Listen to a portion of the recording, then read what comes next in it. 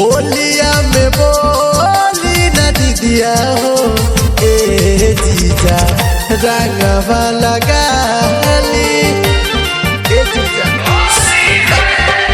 होलिया में बोली न दीदिया हो ए जीजा रंगवा लगाली रंगवा लगाली जीजा फगुआ मनाली रंगवा लगाली जीजा फगुआ मनाली होलिया में बोली न दीदिया हो ए जीजा रंगवा लगाली होलिया में बोली न दीदिया हो ए जीजा रंगवा लगाली होलिया में बोली न दीदिया हो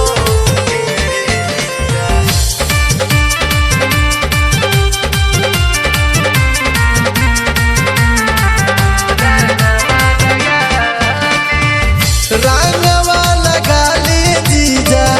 जौनी शरमाई आसो के होली रउआ साली सनमनाई हाँ हाँ रंगवा लगाली जीजा जौनी शरमाई आसो के होली रउआ साली सनमनाई एक ओरिया लाल दूजे पियरिया हो ए जीजा रंगवा लगाली होलिया में बोली न दीदिया हो ए जीजा रंगवा लगाली होलिया में बोली न दीदिया हो